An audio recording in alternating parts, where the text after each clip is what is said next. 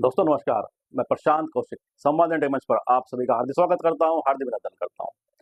जैसे कि सब जानते हैं, लोकसभा चुनाव के पश्चात देश की राजनीति में जिस तरह से आप पूरी जो सत्ता पक्ष और विपक्ष की जो कार्यशैली देख रहे हैं, उसने बहुत सारी जो आने वाले समय की राजनीति है उसको अच्छी तरह से बयां कर दिया है। और अगर 2014 के बाद की राजनीति का जो कालखंड है, पिछले लगभग 10 साल का जो कालखंड है, उस पे अगर आप निगाह डालेंगे तो ये बात बड़ी स्पष्ट हो जाती है कि जिस तरह से प्रधानमंत्री नरेंद्र मोदी जी का पिछले 2014 से लगातार अब तक का जो कार्यकाल रहा है, उसमें जहां नरेंद्र मोदी जी ने देखा जाए तो जो लोकप्रियता शिखर छुआ है, वहीं दूसरी तरफ राहुल गांधी जी ने भी अपनी जो लोकप्रियता है उसको आगे बढ़ाया है और लगातार कहीं ना कहीं लोगों के बीच में उनकी जो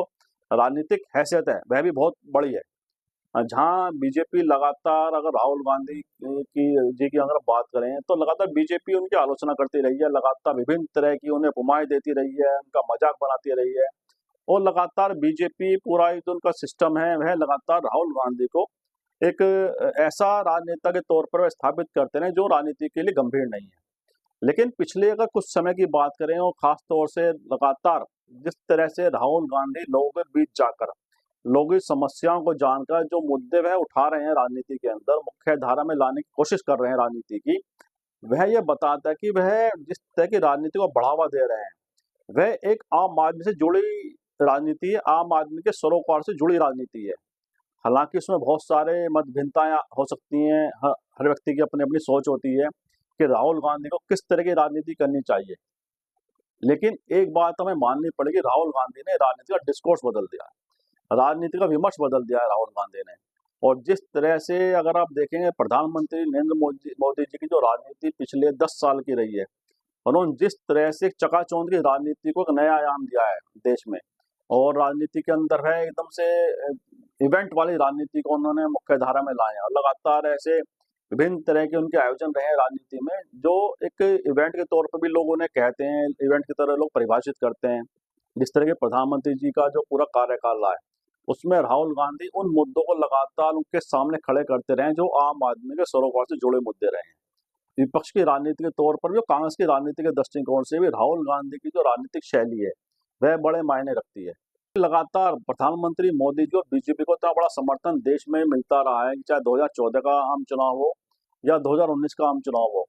तो उसमें ये बात बड़ी एकदम से सामने आई थी कि प्रधानमंत्री नरेंद्र मोदी जी को चुनौती देने क्या क्या विपक्ष के पास कोई नेता नहीं है, क्या विपक्ष की राजनीति इतनी मजबूत नहीं है कि वे बीजेपी की राजनीति या मोदी जी की जो राजनीतिक जो शैली है उसको वे चुनौती दे सके। और ये सब जो पूरा एक कार्य 10 साल की जो यात्रा रही है बीजेपी की, प्रधानमंत्री मोदी जी की, उसने विपक्ष की राजनीति को भी कहीं ना कहीं हाशिए पर धकेल दिया था।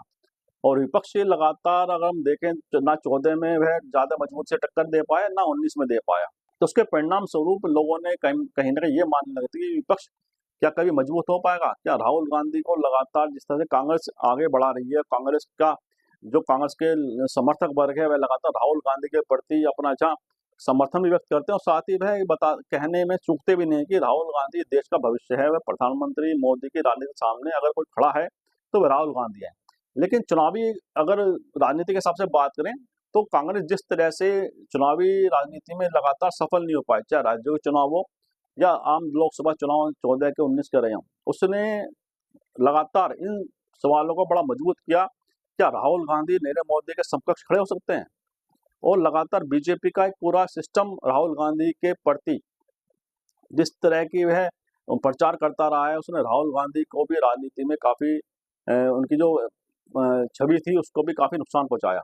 लेकिन राहुल गांधी इन बातों से डरे बिना, इन बातों से डिगे बिना, वह लगातार निरंतर अपनी जो राजनीतिक शैली है उसको लेकर वह आगे बढ़ते रहे, लगातार अपनी बातों को वह प्रमुखता से रखते रहे, बिना किसी लाग लपेट के, बिना किसी संकोच के। कई बार उनकी बातों को गलत से परिभाषित भी किया गया, क्योंकि कई बार भाषा शैली या संवादों का, शब्दों का चयन उनका ऐसा रहा है कि जिसने कई तरह के विवादों को जन्म भी दिया है। उसके बावजूद भी वह अपनी बातों पर कायम रहे और लगातार एक बात तो बड़ी प्रमुख है राहुल गांधी के बारे में अगर देखी जाए तो वह लगातार ऐसे मुद्दे जो उन्होंने उठाए वह बाद में सरकार ने कहीं ना कहीं जाकर स्वीकार भी किए। चाहे कोविड की बात हो, जिस तरह से कोविड की जब वायरस का प्रसार पूरे दुनिया में हुआ तो उन्होंने शुरू में ही कोविड को लेकर सतर्कता बरतने की देश की सरकार से, केंद्र सरकार से मांग की थी। हालांकि उनकी बात को उसमें मजाक में उड़ा दिया गया, लेकिन बाद में गंभीरता का एहसास भी सरकार को हुआ। और ऐसे तमाम मुद्दे कई बार उन्होंने उठाए कि जो देश की आम आदमी जुड़े मुद्दे रहे हों, चाहे जीएसटी की बात वह लगातार करते रहे, नोटबंदी की बात वह लगातार करते रहे।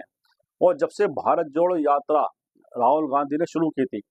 उसके पश्चात तो राहुल गांधी की छवि में बहुत बड़ा परिवर्तन आया। और वह सीधे जिस तरह से उन्होंने आम आदमी से संवाद किया, आम आदमी से कनेक्ट किया अपने को,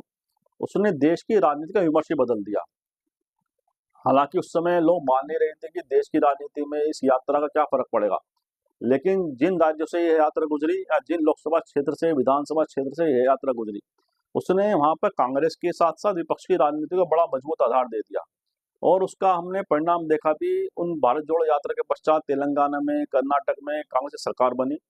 हिमाचल में सरकार बनी। हालांकि हिमाचल में यात्रा नहीं गई थी, लेकिन हिमाचल में भी कांग्रेस पार्टी की सरकार बनी। तो कांग्रेस के पक्ष में कहीं परिणाम सुखद भी रहे हैं और कहीं परिणाम उनके जो उनका अनुमान था उसके अनुसार नहीं रहे। जैसे छत्तीसगढ़ में वे हारे, राजस्थान में वे हारे,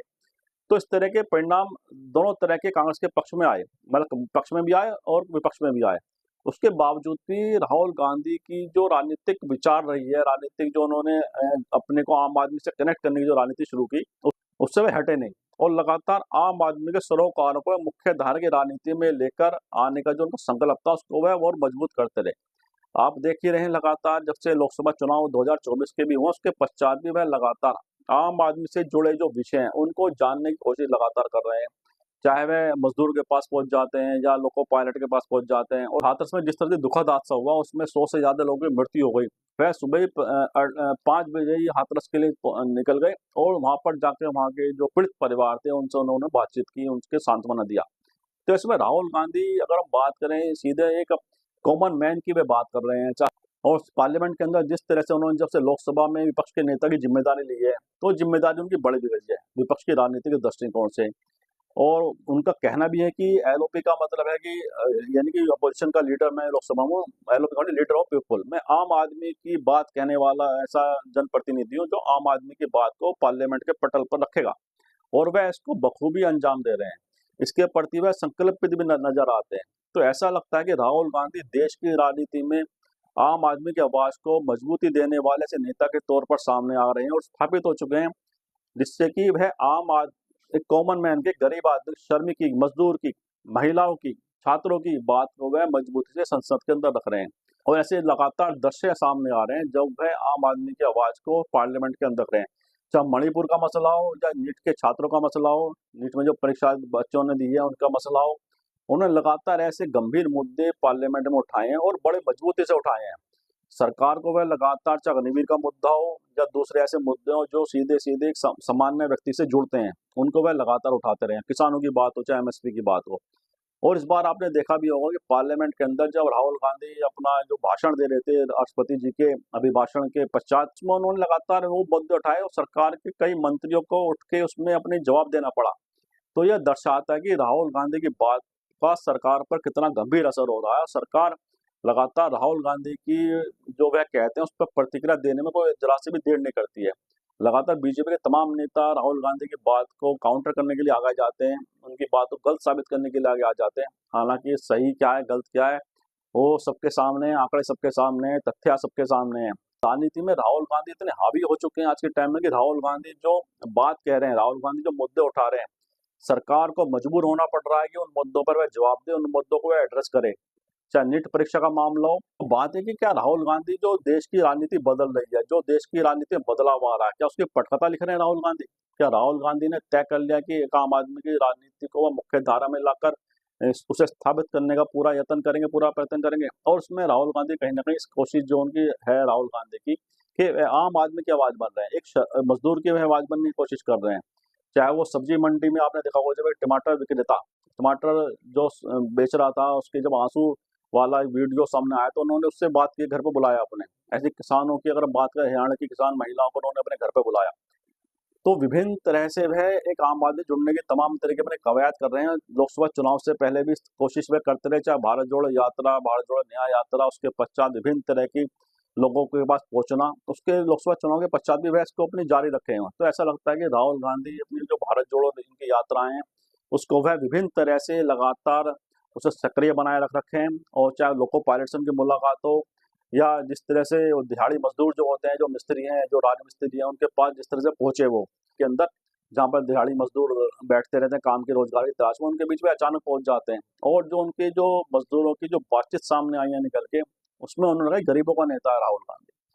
तो ये आम आदमी की जो आवाज है, आम आदमी का मन की भावना जिस तरह सामने आई है, तो ये दर्शाता है कि राहुल गांधी ने उस नमस को पकड़ लिया है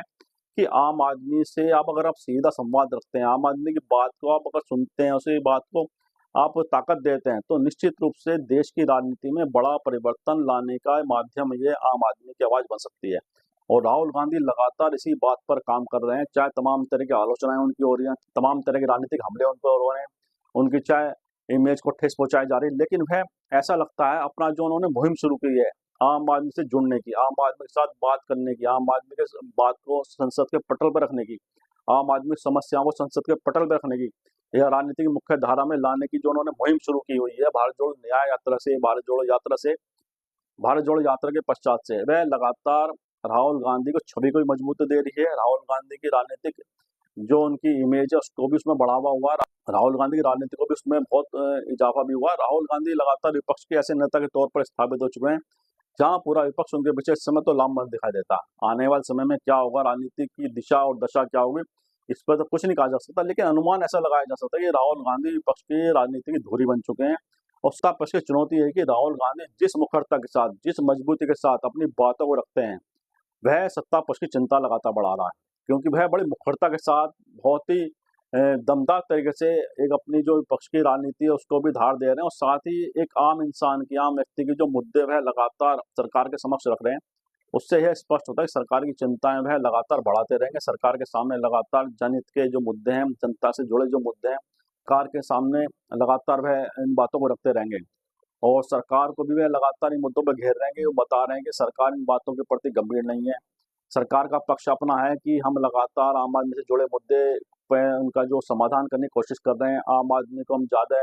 सहूलियत देने की कोशिश कर रहे हैं, आम आदमी के प्रति हमारी संवेदनाएं हैं, सरकार का अपना पक्ष है। वहीं पक्ष की राजनीति के दृष्टिकोण से राहुल गांधी ने जिस तरह का राजनीतिक विमर्श देश के अंदर पैदा कर दिया, जिस तरह का एक पॉलिटिकल डिस्कोर्स पैदा कर दिया देश में उन्होंने, उससे राहुल गांधी की छवि में बहुत इजाफा हुआ है। और इसका अगर आप उदाहरण के तौर पर देखें, जिस तरह से यूट्यूब पर राहुल गांधी को सुनने वालों की संख्या, जो व्यूवरशिप है, उसके अंदर पता चल जाती है कि राहुल गांधी जब भाषण देते हैं तो उसमें कितने लोग देख रहे हैं। यह राज्यसभा लोकसभा के टीवी में जो उनके भाषण इसमें प्रसारित होते हैं उसकी संख्या जिस तरह से उस व्यूवरशिप के अंदर आ रही है, वह स्पष्ट बताते हैं कि उनकी लोकप्रियता में कितना इजाफा हो गया है। लोग उनकी बातों को सुन रहे हैं ध्यान से। तो तमाम तरह की इस तरह की बातें सामने आ रही हैं, और लगातार राहुल गांधी जिस तरह से मुखरता के साथ अपनी बात को रख रहे हैं, वह देश की आने वाली राजनीति की पटकथा लिख रहा है, ऐसा हमें लगता है। और ये तो आने वाला समय बताएगा कि आने वाले समय की राजनीति की दिशा को राहुल गांधी किस तरह से और आगे ले जाते हैं अपने हिसाब से, या आम आदमी के जो मुद्दे हैं वे देश की राजनीति में कितनी बड़ी भूमिका निभाएंगे। आने वाले समय में 3 राज्यों में विधानसभा चुनाव भी होने, हरियाणा है, झारखंड है, महाराष्ट्र है, उसमें भी जो राजनीतिक चुनावी परिणाम सामने आएंगे वह भी काफी कुछ बयां करेगा। और आने वाले समय जो राजनीतिक परिस्थिति में बदलाव आएगा या उसमें किस तरह की संभावना है, उसमें लगातार आपसे चर्चा करते रहेंगे। इन्हीं बातों के साथ आज की चर्चा को विराम भी देते हैं, और मैं आपसे भी आग्रह करता हूँ इस वीडियो को लाइक करें, शेयर करें, कमेंट करें, साथ ही संवाद इंडिया चैनल को सब्सक्राइब करें, साथ बेल आइकन जरूर दबाएं, जिससे संवाद इंडिया के अपडेट आपको समय से मिलते रहे। आप सभी का बहुत बहुत धन्यवाद, बहुत बहुत धन्यवाद।